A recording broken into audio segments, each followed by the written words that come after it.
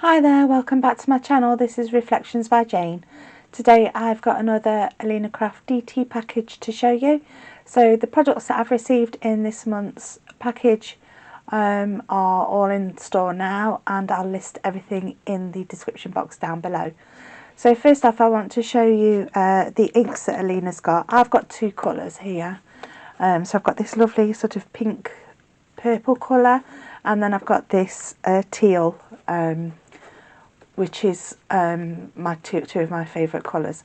So yeah, and I love the colours together as well, as you'll see in the cards that I've made today. One good thing about these inks is, well, there's a few good things about these inks, is they are water reactive, they are pigment inks, so you can emboss over them with clear embossing powder, and also they match some of the embossing powders that Alina's got in store. So this lovely embossing powder, which is a teal colour, matches the colour of the ink really well. So yeah, I'll show what I've made in a moment, but I just wanted to show you the two inks that I've been using in the projects that I've been making. Yeah, so you get re-inkers with these as well if you want to order the re-inkers, but they all do come separately, but you can order them the whole bundle together as well if you wanted to do that. So yeah, just check out the store, and you know, whatever your crafty budget is, go ahead and place an order for whatever you like. I also like that these stack together as well, and they don't shift when they stack on top of each other. So yeah, they're really good for stacking as well. If you're limited for space in your craft area, then yeah, these are really good for stacking as well. Okay, next up we've got this little tool here. So I've unscrewed this end here, and I've filled it with corn flour or cornstarch, wherever you are in the world. And this end you remove, it's a safety cap, and then you push this down like so, and then you've got a fine, can you see that powder? A fine mist of powder that comes out, and yeah, you don't get powder everywhere, and you can use it for heat embossing. I also had the idea that you could, if you had multiple of them, you could put mica powder in it, and then if you use your sticky ink, your clear sticky inks that you use for heat embossing or perfect medium, to stamp an image and then go over it with your mica powder, and yeah, you might get a nice effect that way as well. I will order another one, I'll put some mica powder in it, and I will show it at a later date to see if it works. Okay, so that's that. I love that. That's going to get use, and I do like it. I prefer it over one of these because you get quite a lot of powder everywhere. It's not as messy, shall we say, but it's up to you, whatever you prefer. Okay, I'll just show you this as well. This is some ink blending I did just with the, sorry, my lights are a bit bright. I did some ink blending with the purple and the teal, and they blend really well together, and then I sprayed some water on them, and you get this droplet effect there as well. So they're really good inks, they blend really nicely. I used blending brushes that Alina's got in her store, so I use the brushes to blend. Yeah, so I got that nice effect, so I just thought I'd show you that as well. Okay, one of the first products that I want to show you that I haven't actually used in any of the projects I've made is this stamp here. So I'll just turn my cardstock over onto the white. See, and it's like a ditzy floral pattern. I really like that. It's really tiny and fine detail on there, and there's all different kinds of flowers, so you could use it as a whole as a background on a large card, or you could sorry, excuse me, you could stamp it out and then die cut shapes from it and use that as toppers. Heat emboss it in gold and it would look really, really classy, or in any metallic embossing powder really, and it would look really, really cool.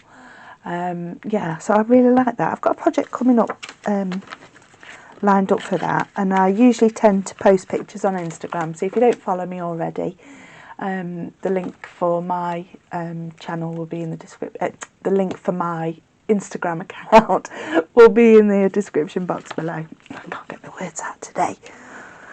Right. Next up, I've got some stencils to show you, and I have used a couple of stencils in the projects that I've done today. So first one is this lovely brick pattern. I like that, really, really nice. Let's call it. It's a large brick pattern as well, which I really like. Perfect for mixed media, card making, scrapbooking. And then next we've got this sort of crazy paving or shattered glass kind of effect. Really like that one as well. That's going to get some use. I haven't used that one.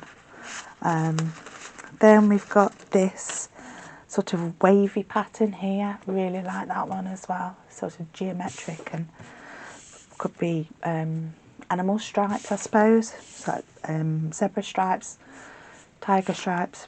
Yeah. This one has got to be one of my favourites. I haven't used it yet, but this is one of my favourites. I love the ink splattered effect you get with this stencil. I think it looks really cool. So yeah, I'm going to be using that one a hell of a lot. Then we get this sort of wood grain effect. Yeah, really like that one as well. Fantastic, especially over some brown ink over some craft card. Would look fabulous. Then we get this one here. This reminds me of like a tire tread. So, you know, perfect for your masculine cards, mixed media, card making, scrapbooking, anything masculine style. I really like that one. Then you get this checkered pattern here. I really like this one as well. This would be lovely for Christmas cards, for example. So if you inked it up with two different colours, so you could do it one way and then turn it and do it the other way in another colour. I think that would look really nice. Then you get this fish scaly pattern, so perfect for sea themed cards, backgrounds for whimsical mermaids, fish themed cards, perfect for that. They're always ideal to have in your stash because if you've got them, then you know you've got pretty much every occasion covered.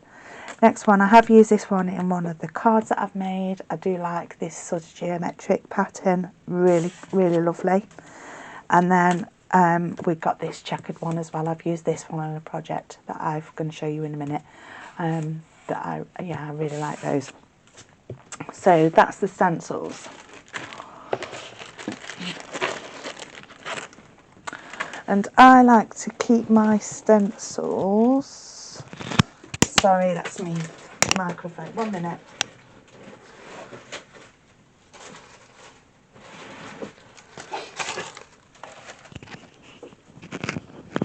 Just fix my microphone back on. I like to keep my stencils from Alina on one of these rings here.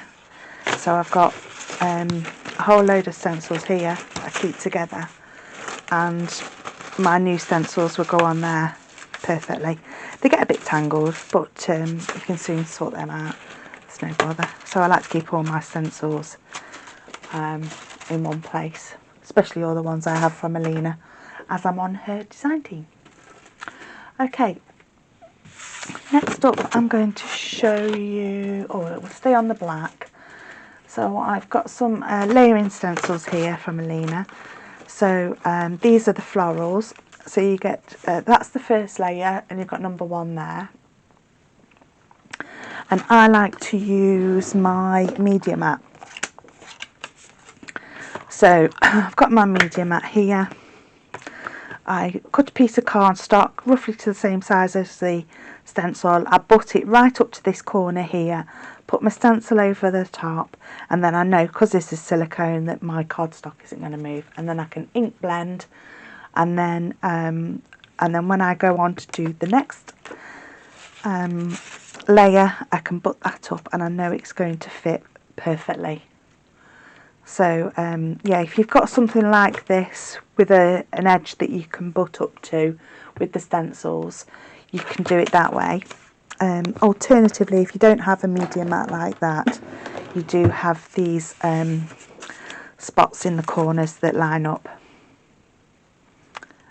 Sorry, wrong way. So you can line up that spot there and that spot there, and then you know that they line up like that. And then with this floral set, you get layer 1, layer 2, then layer 3, layer 4, and that does the centre of the flowers, and level 5. And we'll just say that these ones here, they're the leaves of your layering stencils. And with that set, you also get the coordinating dies there. So each element on the stencil, it has a coordinating die. Perfect. I love those. Fantastic. Okay, then next up I have got, it's pretty much the same set. So you've got the coordinating dies, but this time you've got butterflies. So again, layer 1, layer 2, layer 3. Some of the stencils, when you get them, you might still have some of the mylar that's not been removed fully, so you need to remove some of the mylar that might still be stuck in the images when you get them. But that, yeah, that's layer 3, and then layer 4 is the centre of the butterflies, the thorax, I think it's called, something like that, or you know, the butterfly body. But with this die set, you also get dies that cut out the centres of the butterfly, so you can cut them out of a different coloured cardstock. The ones I did here, I did them in the pink and the teal inks from Alina, them two there, and I did the body of the butterfly in brown. So yeah, I'll show you some projects that I've made using those in just a second. I'll just put those away. I do like those are going to get some use. Next off, I've got this stamp set that is, looks like, it reminds me of stitched edges. Let's just see if I can zoom in a bit so you can see it a bit clearer. I hope that's a bit clearer. So you've got 12 stamps on this set, and most of them are sort of a stitched edge. You've got these crosses here, and you could do them around the borders of your cards, and I think the effect is really cool. So I'll just zoom back out again. There we go. Yeah, so those are going to get some use too. I'll just show you the card that I made. So I've used the flower stencils and dies. I've used the butterfly stencils and dies. I've used one of the DL size stencils for the background there, and I've used that stamp there, that one along the top, for around the edge. And yeah, I think that's really cool. And I've put some stickles for the centre of the butterfly and the dots on the butterfly. Put some gems in the centre of the flowers. The only thing I don't like is the way that the stamps have overlapped in the corners, but you could mask those off or move the stamps accordingly. I was doing it in a rush, and I don't mind it. I don't think it looks too bad, but I think it would look better if it was done masked off slightly. But yeah, that's fine. I do like the fact that it's, yeah, got that faux stitch detail around the edge of the card. I think that looks really, really elegant. So yeah, I like those. And then there's another stamp and die set this time. This has got three floral elements, and 4 sentiments. So you've got Grow with Love, Cherish, Bloom and Blossom. And you also get coordinating dies for the floral elements.